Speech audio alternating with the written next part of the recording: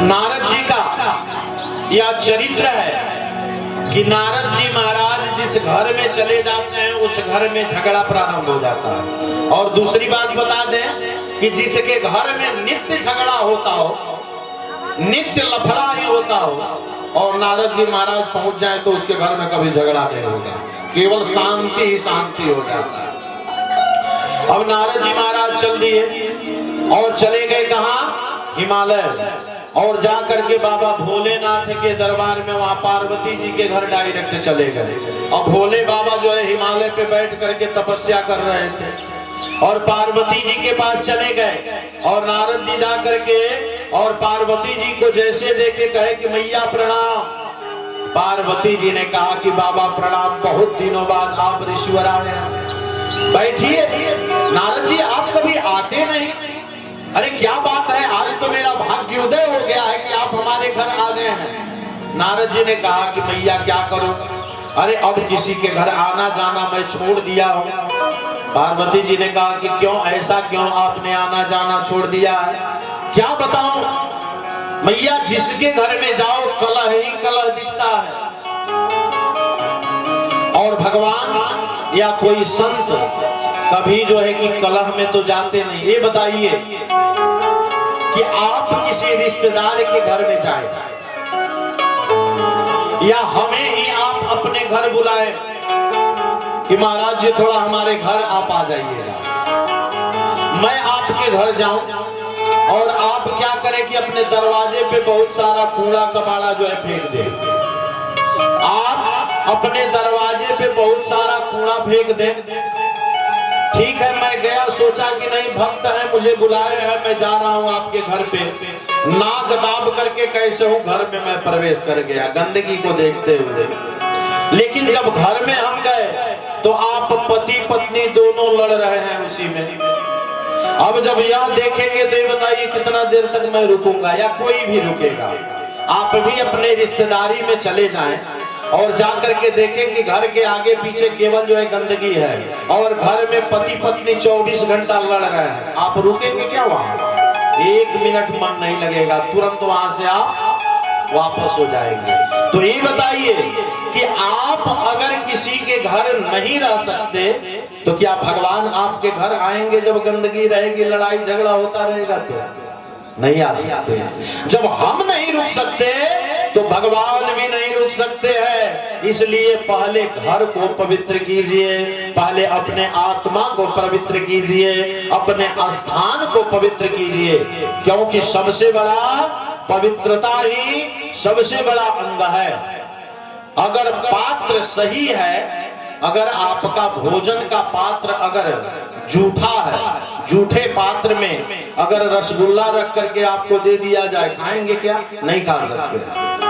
आप नहीं खाएंगे क्योंकि पात्र जूठा है। अगर पात्र साफ है तो उसमें नमक रोटी भी कोई प्रेम से देता है तो कोई भी खाने के लिए तैयार हो जाएगा। इसलिए हम अपने घर को अगर पवित्र रखेंगे, अपने मन को पवित्र रखेंगे, तो भी तो भगवान हमारे घर भी आएंगे, लक्ष्मी मैया हमारे घर तभी तो रहेंगी, सुख शांति हमारे घर तभी तो रहेगा। और नहीं तो हम अपने घर को अपवित्र बना करके रखेंगे और सोचेंगे कि हम भगवान का स्मरण कर रहे हैं, रोज अगरबत्ती जला रहे हैं, दीपक जला रहे हैं, भगवान को भोग लगा रहे हैं, लेकिन भगवान की कृपा नहीं हो रही है। कभी नहीं होगी, कदापि नहीं हो सकता है। आप 1-2 दिन नहीं, हजारों दिन भगवान का पूजा करते रह जाइए, कभी कृपा नहीं हो सकता। क्योंकि जैसे आप किसी के घर में नहीं रह सकते 1 मिनट कलह में, वैसे भगवान क्या है आपके घर में कलह लाने के लिए आपने नौकर बने हैं, कभी नहीं रह सकते। नारद जी महाराज पार्वती जी से कहे कि मैया मैं तो किसी के घर आना जाना बंद कर दिया हूं, क्योंकि संसार के लोगों को अपने में किसी में आपस में प्रेम है ही नहीं। प्रेम नाम का जो चीज है वो हट चुका है। सबके घर में कलह ही कलह भरा हुआ है, इसलिए हम आना जाना बंद कर दिए हैं। पार्वती जी ने कहा कि बाबा हमारे घर में तो कोई कलह नहीं है, हमारे तो पति पत्नी में इतना प्रेम है कि भोले बाबा अगर आते हैं ध्यान करके तो सबसे पहले हमें सुनाते हैं।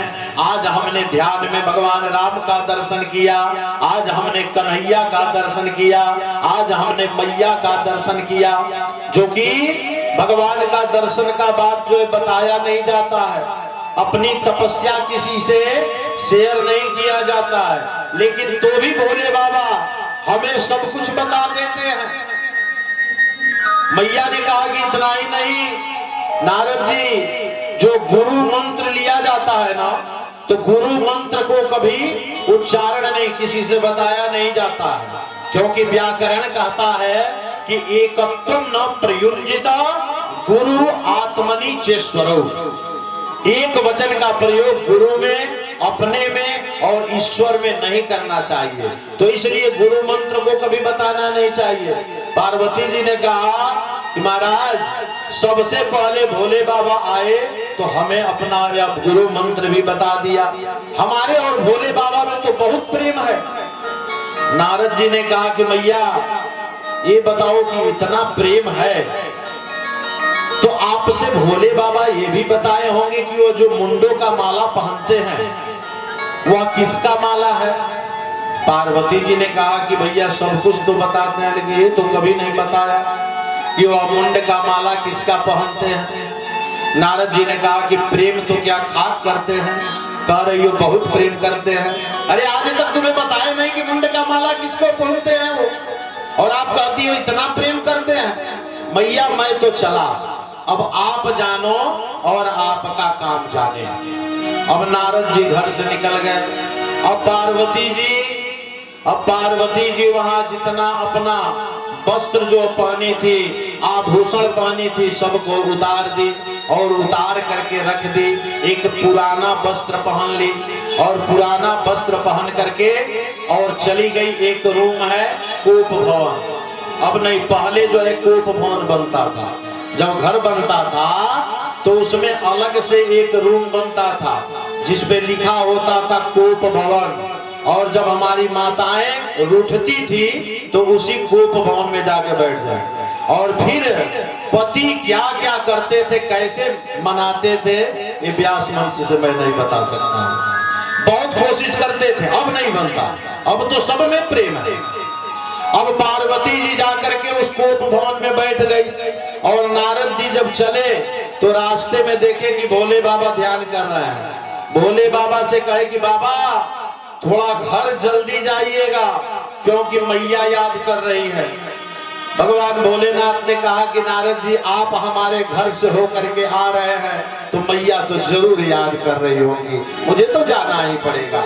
और शंकर जी पुनः चले और शंकर जी जैसे गए, पार्वती जी तो बैठी हैं रूठ करके। भोले बाबा ने कहा कि देवी यह कौन सा रूप आप बना रखी हो? अरे आप इतने अच्छे जो है आभूषण और अपने वस्त्रों को निकाल करके कैसा भेष आप बना रखी हो, आप बोलती नहीं। पार्वती जी ने कहा कि जैसे तुम लगते हो काले, ऊपर से काले और अंदर से भी काले। शंकर जी ने कहा हमें काला कह रही है? अरे काला तो वो होता है जो कपटी होता है, जो मन में कपट करता है वो कपटी को काला कहा जाता है। पार्वती मैंने तो आपसे कोई बात आज तक छुपाया नहीं और आप मुझे कपटी कह रही हो, काले कह रही हो।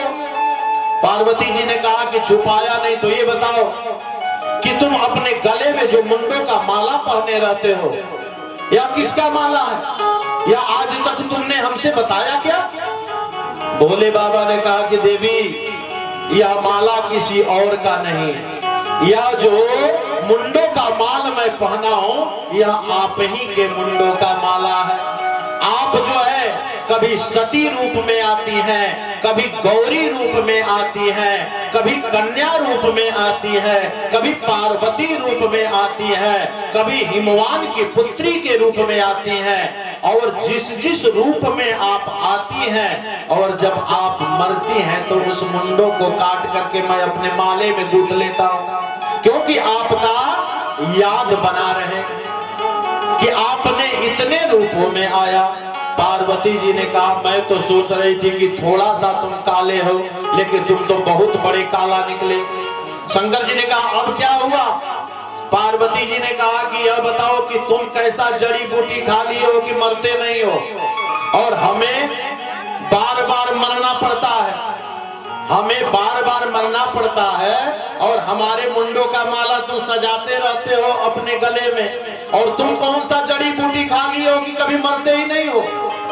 भगवान भोलेनाथ ने कहा, देवी मैं कथा अमृत का पान किया हूं, और उस कथा अमृत के पान से मैं कभी मरता नहीं, मैं अमर हो चुका हूं। पार्वती जी ने कहा कि वह कथा मुझे भी श्रवण कराओ, मुझे भी वह कथा श्रवण करनी है। भोलेनाथ ने कहा कि ठीक है देवी, एक शर्त है कि जब मैं कथा कहता हूं तो मैं अंतर ध्यान हो करके कथा कहता हूं, आंख मूंद करके तपस्या में हो करके कथा कहता हूं, और आपको ओम ओम का उच्चारण करते रहना होगा ताकि मुझे लगे कि आप कथा श्रवण कर रही हैं। पार्वती जी ने कहा कि हाँ ये कर लूंगी मैं, आप चलिए मुझे कथा श्रवण कराइए। अब भोले बाबा ले करके पार्वती जी को चल दिए अमर कथा श्रवण कराने के लिए। कहा? अमरनाथ के तरफ। अब रास्ते में चले तो देखे कि नंदी भी साथ में है।